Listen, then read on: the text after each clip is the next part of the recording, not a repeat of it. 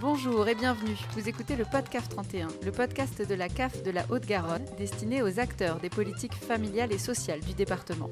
Avec ce nouveau média, nous allons à la rencontre de celles et ceux qui apportent des services concrets et innovants aux habitants des territoires de la Haute-Garonne.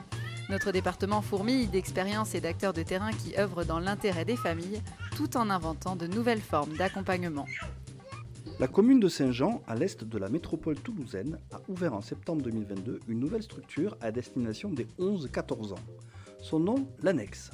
Cet équipement a pour particularité d'être adossé au collège Romain Rolland et surtout d'avoir reçu le tout nouveau label Espace Service Jeunesse de l'État. C'est le seul à l'avoir obtenu en Occitanie et il constitue un véritable tiers-lieu éducatif pour les jeunes du territoire. Nous sommes allés découvrir l'annexe en compagnie de Katia Cardinal, la responsable du service jeunesse de Saint-Jean. Dans quel cadre a été créée l'annexe, Katia ? C'est né de rencontres et de discussions au sein de l'équipe élargie de la ville et des partenaires au moment de l'élaboration de la Convention territoriale globale, donc projet social du territoire, qui a, lors de groupes de travail, à un moment donné, émis le besoin, en tout cas, de renforcer une politique jeunesse. Mais auparavant, la commune portait une politique jeunesse, non ? Ah oui, il y avait déjà une politique jeunesse, puisqu'on a déjà des acteurs qui œuvrent pour la jeunesse depuis déjà très longtemps. Donc, avec un partenaire historique, la MJC, et aussi des acteurs au niveau municipaux, que ce soit dans le domaine de la prévention, dans le domaine du loisir. Dans la mesure où l'annexe est associée au collège, quelle est la spécificité du public auquel elle s'adresse ? Son activité, du coup, elle est vraiment axée sur le public collégien de Saint-Jean, donc qui accueille des Saint-Jeanais comme autres territoires environnants, Castelmourou par exemple. Et donc l'activité, la conséquence d'être au sein du collège, mais pas dans le collège, c'est de pouvoir proposer en tout cas ensemble, avec tous les acteurs, des actions auprès des jeunes et dans différents domaines. Mais l'annexe n'est pas seulement un service ouvert aux collégiens, n'est-ce pas Katia ? Alors l'espace service jeunesse a vocation à fonctionner sur tous les temps, que ce soit sur la journée scolaire, mais bien sûr en dehors de ces autres temps, les mercredis après-midi, sur les temps de vacances et effectivement en soirée, parce qu'il touche les collégiens, mais il va toucher également les familles. Alors oui, il y a une feuille de route bien précise à respecter, notamment au niveau des accès, aussi bien du côté collège que côté rue. Il doit être visible depuis la rue et accessible depuis le collège. Qui intervient à l'espace service jeunesse ? Tous les professionnels peuvent intervenir à partir du moment, en tout cas, où ça a un intérêt pour le jeune. Il y a forcément l'équipe jeunesse donc de la ville et de la MJC, donc, qui œuvre ou individuellement ou collectivement, mais ça peut être également le personnel du collège avec les professeurs, mais ça peut être d'autres partenaires associatifs ou des partenaires qui sont déjà associés et qui se sont montrés en tout cas très intéressés par le projet, notamment le département, Toulouse Métropole, l'armée s'est également mobilisée dans les actions jeunesse qui pouvaient être mises en place à l'annexe. Mais alors, quid des lycéens et des jeunes adultes ? Dans le projet jeunesse justement de la ville au départ, il avait été imaginé vraiment une équipe pluridisciplinaire qui allait travailler pour les 11-25 ans. Et quand on a répondu à l'appel à manifestation d'intérêt, donc il y a 2 lieux qui ont été imaginés, l'espace service jeunesse, l'annexe, mais pour les plus de 14 ans, le module.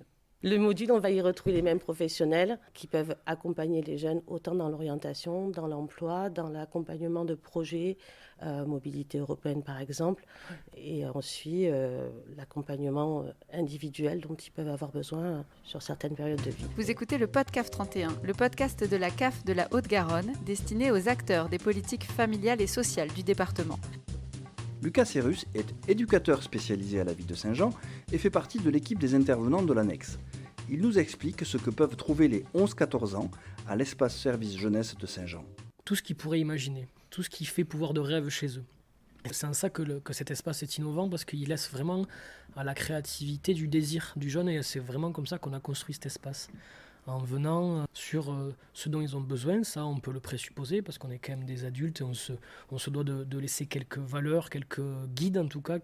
Mais il y a vraiment aussi ce qui compose le jeune à cet instant précis, quand il est au collège, quand il y va, quand il est sur la ville et dans ce qui le compose. Quand je les reçois ici, les jeunes, ils ne sont pas toujours habitués puisque auparavant nous étions dans le collège. Je le présente comme la salle sur demande d'Harry Potter. J'aime bien ce petit côté en se disant, tiens, ben, voilà, il y a un espace, il y avait des murs, comment tu les colores et viens avec moi, on voyage et on va construire quelque chose dedans. Après, au-delà de ça, dans le concret, ben, il y a plein de projets qui s'y accolent. Il y a le club ado, il y a les espaces méridiens où il y a un moment plus d'animation. Moi, avec mon collègue, on va être sur des suivis individuels. Mais je pense qu'au-delà de tous ces projets concrets, c'est vraiment du lien et un espace où ils peuvent repenser à eux autrement qu'en étant seulement un élève, un bon élève ou un élève en difficulté. Repenser à eux comme quelqu'un qui se construit et pas comme quelqu'un qui fait face à une norme ou fait face à l'éducation parentale ou au professeur. Voilà, c'est vraiment un endroit où, où les élèves peuvent être eux. Donc qu'est-ce qu'ils y retrouvent? Moi j'aimerais bien qu'ils se retrouvent eux. Comment proposer au public que vous souhaitez toucher des activités et des services sur des temps différents? Parce que c'est dans des temps différents, c'est le même public qui lui-même est différent. Et c'est ça qui est intéressant, parce que comme nous, on va être à la fois à l'extérieur du collège et à l'intérieur, parce qu'on est invité aussi à parler autour de certains élèves, à rencontrer les professeurs ou la direction, on a un regard différent. Et donc c'est toujours intéressant pour aussi un professeur de pouvoir se saisir d'un comportement qui n'est pas celui qu'il peut avoir en classe. Donc c'est chouette parce qu'on peut se permettre de rassembler les différentes facettes qui font de la singularité d'un individu, justement. En tant qu'éducateur spécialisé, vous assurez l'accompagnement individuel auprès de collégiens. Comment ça se passe à l'annexe? Il y a ce qu'on appelle les cellules de veille auxquelles je suis invité. Et en fonction des problématiques relevées au sein du collège, on se dit, tiens, ça peut être intéressant que l'éducateur spécialisé le rencontre, mais il y a aussi l'infirmière, l'assistante sociale, quand elle peut être là, la psychologue d'orientation, la CPE, etc. La façon dont je fonctionne, c'est que pour une première fois, ça peut être impressionnant de se dire, tiens, il y a un éducateur spécialisé qui veut me rencontrer, qu'est-ce qui se passe? En plus, j'arrive avec ma grosse barbe, et je leur dis, écoute, je ne sais pas pourquoi je veux te rencontrer. On m'a dit que ça pouvait être intéressant, mais avant d'entendre les histoires des adultes, parce que des fois ils disent des choses, moi j'aimerais savoir toi, ce que tu en penses, qui es-tu, donc j'aimerais qu'on se présente. Donc je présente un petit peu mon espace en disant qu'aujourd'hui c'était obligatoire parce qu'on devait se rencontrer, mais qu'après on pourrait tout à fait s'arrêter là, et que même si on s'arrêtait, il pourrait aussi revenir, cet élève. Et donc je lui demande simplement de se présenter. Et généralement, déjà dans la présentation des élèves, on commence à voir un petit peu qui ils sont, et il suffit de construire l'accompagnement qu'on va mettre en place. Entre ce suivi individuel et les activités collectives, quelle peut être la complémentarité? Nous, on a pour ligne de mire, par exemple, de pouvoir garnir les rangs du club ado. Parce que c'est un endroit où on va pouvoir avoir de l'animation, de la vie sociale, culturelle, découvrir des choses. Ça, c'est chouette pour ceux qui ont l'occasion d'y aller. Mais on n'est pas tous prêts à aller faire groupe, à être dans de la norme, à être dans de la régulation, à être juste avec ses pairs. Surtout quand nous-mêmes, on a été en difficulté, brimé, abîmé. On a besoin d'abord de se reconstruire, de construire quelque chose autour de son estime de soi. Et à partir de là, après, je serai en capacité d'être en lien avec l'autre. Autour de nous, je vois du mobilier, une cuisine, des cadres au mur, mais finalement peu d'équipement. C'est voulu? Il y a deux idées. Il y a l'idée première où quand on se rencontre, on voudrait créer un lieu fou, magnifique, avec de la couleur, pourquoi pas un conteneur dans un arbre, une cabane perchée. Il y a le désir des professionnels. Et puis il y a la réalité économique et politique qui fait qu'on se dote quand même d'un lieu qui est chouette, parce qu'on a ce lieu à habiter. Alors, on aurait pu vouloir plus de matériel. Il y a des choses qui vont arriver de toute façon, parce que ça se construit au fur et à mesure du temps. Mais je ne trouve pas que ce soit un obstacle, parce que le fait que ce soit vide, ça laisse à chacun le pouvoir de laisser sa trace. Vous voyez, là, il y a quelques portraits de gens.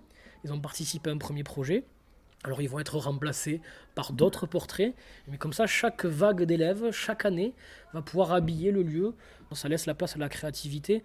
Et finalement, les élèves, ils ont besoin de rien d'autre que l'authenticité du regard, de l'écoute de l'adulte. Donc, avec du matériel, on peut faire beaucoup, je pense. Mais avec ça, on peut faire bien mieux.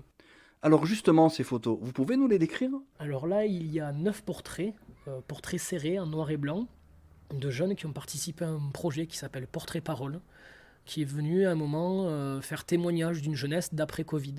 L'équipe jeunesse a entendu beaucoup de gens parler à la radio, dans les journaux, à la télé, dans les collèges, et c'était des adultes. Alors des adultes qui parlaient à la place des jeunes, pour les jeunes, avec leurs émotions. Alors c'était pas un mal, hein. Et à un moment, je me suis dit, tiens, c'est bizarre, j'ai l'impression qu'il y a quelque chose qui est décalé par rapport aux jeunes que je rencontre. Et je ne savais plus comment faire passer le message, parce que même moi, ça me mettait en colère en me disant, mais c'est pas possible, c'est pas les jeunes que je rencontre. Mais en fait, c'était tout simple, il fallait juste que moi aussi je me décale et que je leur laisse parler. Et donc dans le cadre de ce projet, on a fait venir aussi un photographe pour qu'il puisse immortaliser le moment où il parle, parce que je trouve qu'il y a énormément d'émotions qui se dégagent et que ça en dit aussi plus que les mots parfois. Bon, ils vont être remplacés, mais on les garde toujours en tête. Et il y en a 12 autres qui vont arriver, 12 jeunes femmes cette fois, parce qu'on a parlé de ce qui faisait féminité, qu'est-ce qui les composait en tant que femmes et comment elles vivaient l'évolution de la société vis-à-vis de cette thématique. Et donc c'est elles qui vont venir habiller maintenant ce lieu. L'annexe a ouvert ses portes en septembre dernier. Créée par la ville de Saint-Jean avec le concours de la Maison des Jeunes et de la Culture, elle peut compter sur l'appui de nombreux partenaires institutionnels, le département de la Haute-Garonne, l'Éducation nationale, Toulouse Métropole et le ministère des Armées. La CAF a également apporté son soutien à l'équipement en versant à la commune près de 85 000 € d'aide à l'investissement. Elle apporte aussi une aide précieuse à la collectivité et à la MJC via la prestation de services jeunes. Prochaine étape prévue d'ici quelques mois, la création du module service destiné aux 14-25 ans. C'était le PodCAF 31, le podcast de la CAF de la Haute-Garonne. Retrouvez-le sur les pages partenaires du CAF.fr, sur la chaîne YouTube et les réseaux sociaux de la CAF, ainsi que sur la newsletter Acteurs et Territoires. Et n'oubliez pas de le partager.